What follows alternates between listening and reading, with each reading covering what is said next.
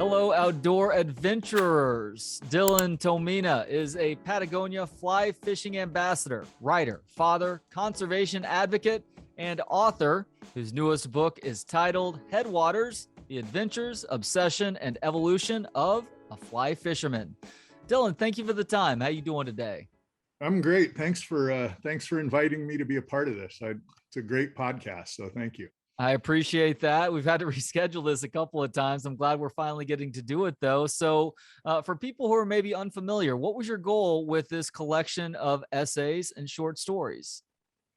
Part of it, I think, was I feel like as I was putting it all together, that it's kind of a long thank you note to all the people that have come into my life through fishing, and shared times around fishing with friends and family and people that are important in my life. So I think that was part of the motivation, and then part of it was to just show there's two kind of timelines in the book, and one of them is a chronological order of the stories that I've written. And in that, what I hope that people see is that the evolution, like how a person who's passionate about something, how they're focused, what they're thinking about, how they think about that activity changes over time. And so that's part of it. And then interspersed in the book, there are these little snapshots or vignettes of, a lifetime so far of fishing experiences that kind of trace a much longer arc. So they're kind of both in there, and hopefully it'll make sense.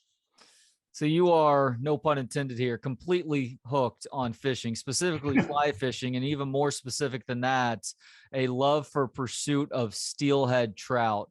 What do you love so much about fly fishing, Dylan? Wow, everything. Yeah, I think I started fishing when I was a kid because I was so obsessed with and enthralled with fish that fishing was sort of the best way I could think of to get closer to the fish, to see them up close and to be able to touch them and hold them and that sort of thing. And then as I got older, that part has continued for sure. Like I still get totally excited when I bring a fish to hand and I can look at, the colors and the spots and the size and all that sort of thing on a given fish. But also there's, a still evolving and growing kind of culture around fishing. And most of the best people I know are fishermen. And so, it's been a really nice way to surround myself with really kind and thoughtful and good people. So it turns out to be a really good judge of character then too, huh? Well, I don't know. I mean, we have our dirt bags too, but yeah, I mean, I think that I think there's something about the process of fishing that requires, I don't know, these leaps of faith that what you're doing will result in actually a fish biting your fly or whatever, that it does attract kind of a certain kind of person that I think tends to think deeply about things. And, and then the whole other side of it is there's this really beautiful history of fly fishing literature, all the way back from Isaac Walton through Tom McGuane now, who I consider, probably the best nonfiction writer in America. But the fact that he's written quite a bit about fish has really added to, there's so many, I mean, Norman MacLean with River Runs Through It, and Roderick Haig Brown. And, there's just been this long tradition of beautiful fly fishing books that fill up my time when I'm not fishing, and that, I can go back to and read over and over again. And so, there's just a lot of aspects of it, I think, that all kind of come together in something that fits my outlook really well. Makes sense. It seems like the art is very meditative. While you are obviously consciously having to do something, you are standing there with your thoughts, attempting to catch these fish. And what is it that makes steelhead so special? Well, the first part of your question is super interesting to me because often when I'm talking to non-anglers, there's a perception like, oh, fly fishing, that's so relaxing and meditative and calming. And I'll tell you this, when I'm fishing, my brain is going like 100 miles an hour. Really? Do I have the right fly? Am I in the right spot? Are the water conditions good? I mean, it's like this heightened awareness, of some people have talked about it as being kind of like the predator instinct, right? Like all your thoughts and your processes of sensory input and all that stuff is at a heightened level. So I think that's part of it. And part of it, I'm just kind of an obsessive lunatic, and and I think that that my brain churns probably more than most people who fish. So I think that's one piece of that. Well, And then honestly, I'm probably making the mistake of thinking of it like the act of just normal fishing, like taking your son to a pond and fishing, where it is much more involved in that, obviously. So it's not going to be as contemplative, I guess.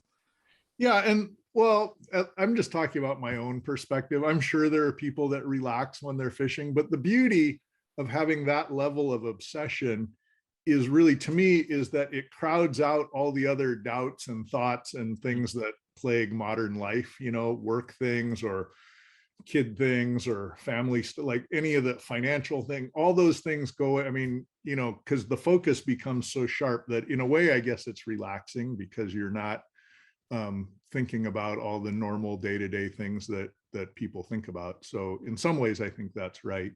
And then the second part of your question about steelhead fishing, steelhead fishing is, it's the only fishing that isn't really, you're not visually seeing the fish or the rise of the fish. And so there's something about it that attracts kind of the deepest lunatics, I guess, in that there's long periods of time between fish, more so now because, the steelhead are not at the best population that they should be. But that's part of the appeal too, I think, is just that catching one on a swung fly is difficult. And so when it does happen, you go from hours of kind of methodically casting and swinging your fly and stepping down and casting. You do this kind of very methodical kind of thing. And then all of a sudden, out of what seems pretty measured and serene, a 3-foot long bolt of chrome grabs your fly and tries to go back to the ocean, and it's like all hell breaks loose. And so there's a this huge surge of adrenaline when you get the grab that I think is hard to replace. And you're a catch and release guy also, meaning that you're never catching these fish with the intent of eating them. Is that how you've always been with things? And if not, what is it that changed your mind with regards to this?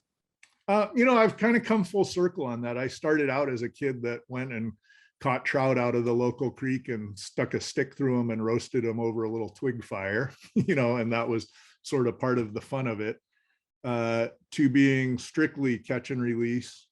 And now, I do quite a bit of catch and kill salmon fishing, and where the resources allow. I think it's good for fishermen to, if it won't have a real negative impact on the fish population, I think it's really healthy to participate in the food chain that way.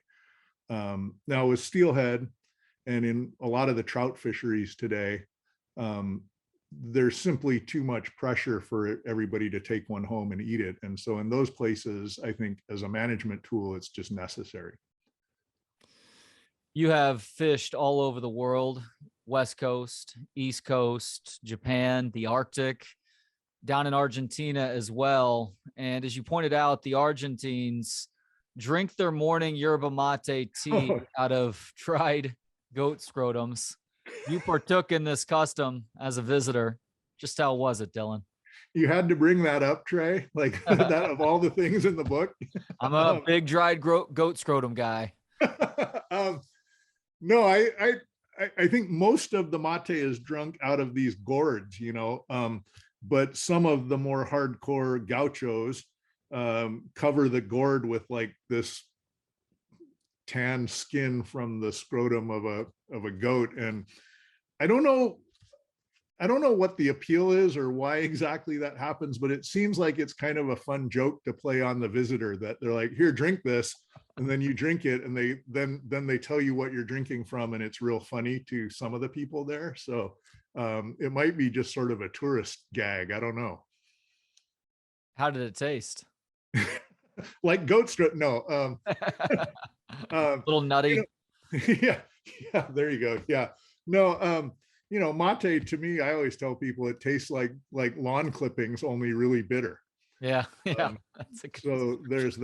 that. But yeah, I don't think I'm going to be a lifelong devotee of mate in general and out of goat scrotums in particular. But when in Argentina, you got to kind of go with the flow. So That's all understandable.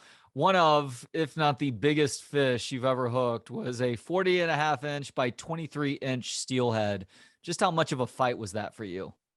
oh god, it was insane. I mean, that fish took almost all my line. It jumped 5 times as high as your head and ran down into a chute where it was so heavy, I couldn't pull it back up the chute without breaking the line. And it was kind of holding there. And we only landed the fish because my buddy jumped into like chest deep water and scooped it up and climbed back up onto the shore, before we released it. So that was an epic fish with a truly epic battle.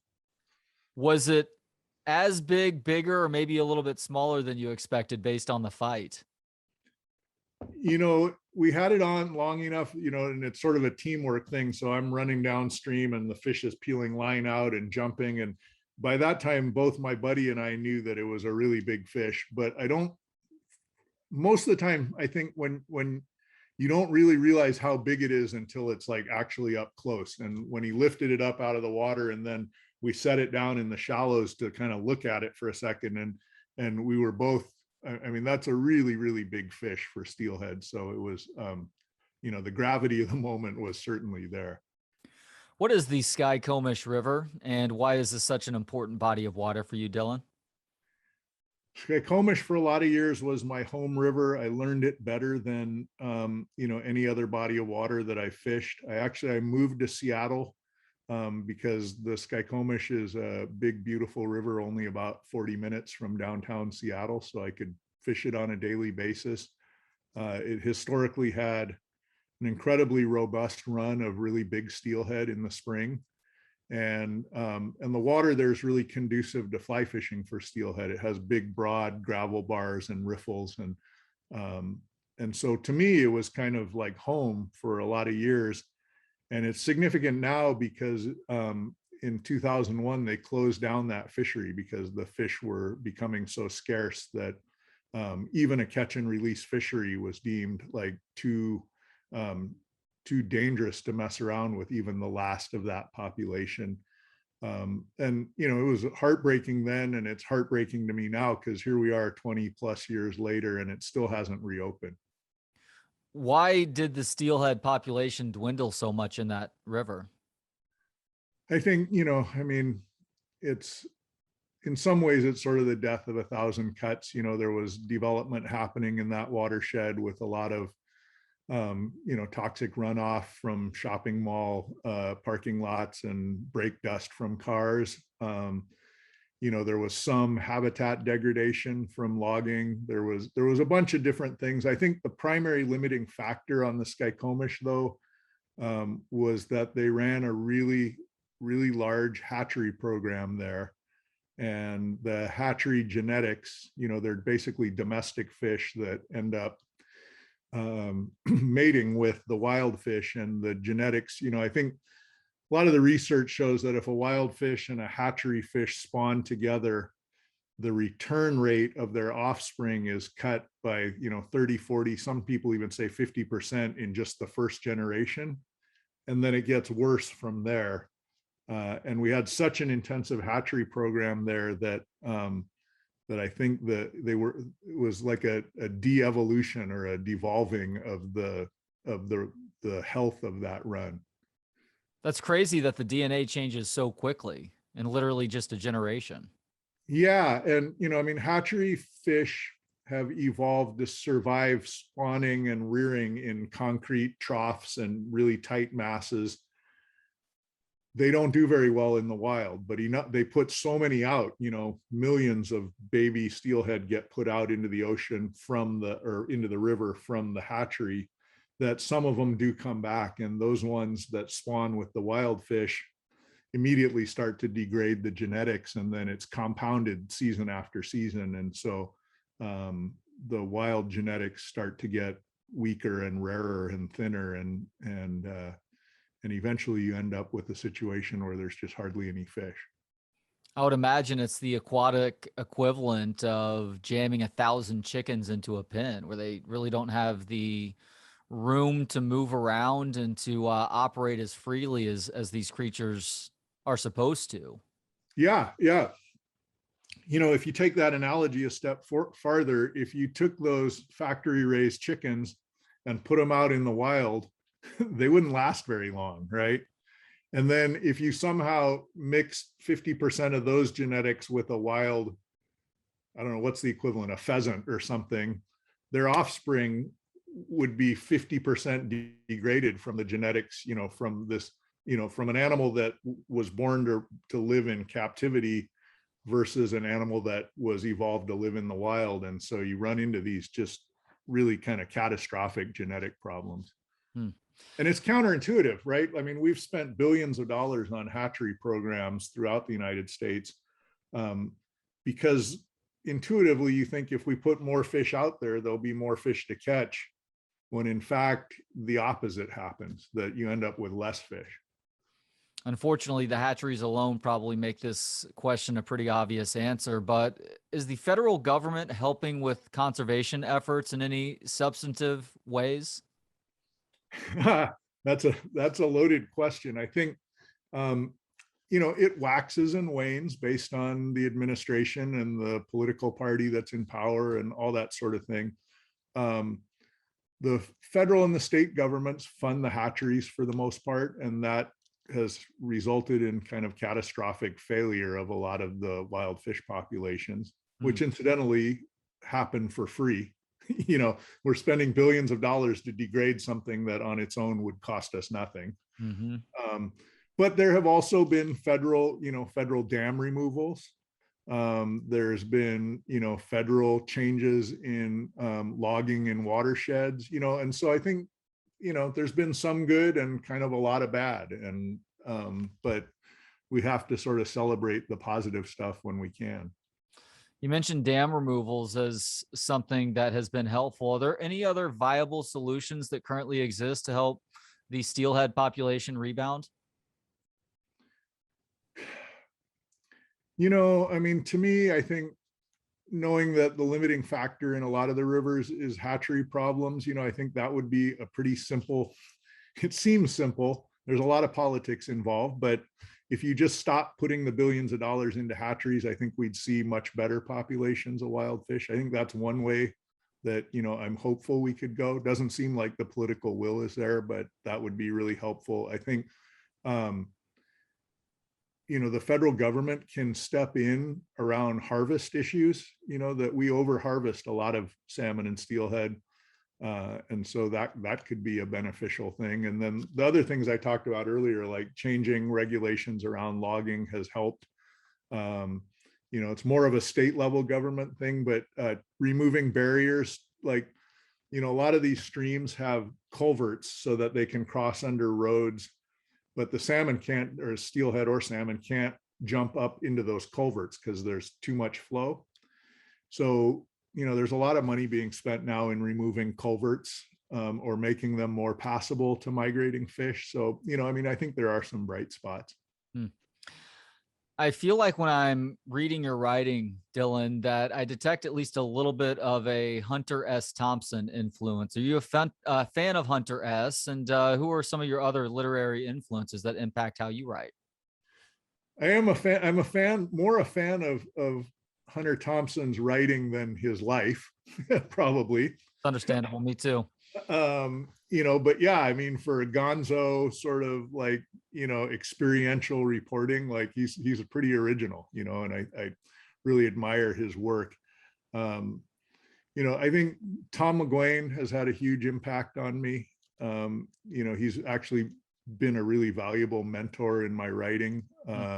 And he writes these sentences that are often so beautiful and so well constructed that I know some of them like just by heart, and I've written them down on pieces of paper, and it always leaves me wondering like how it is that his toolbox has the same 26 letters as me, and he comes up with these just really beautiful beautiful sentence structure and deep, strong thinking. So McGuane's been big. Jim Harrison, I think, Jim Harrison is a great example of a writer who can go lateral, that there's these digressions into bigger things that kind of sprout out from the main point of a story that I really enjoy.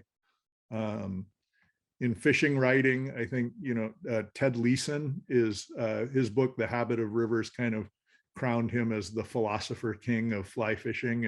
And he's really this amazingly deep thinker. I really like the writing of Russell Chatham, the painter. He's really famous as a painter. But he did, especially back in the 70s, he wrote fishing and hunting stories that were like remarkably groundbreaking at the time and still really hold up today. So yeah, I mean, I could go on and on. I mean, the writers that I admire, the list is longer than my arm. And you wrote a lot in this book, or I guess in the stories that were compiled for this book, about the hell that you put yourself and occasionally even friends and family members through in pursuit of this obsession.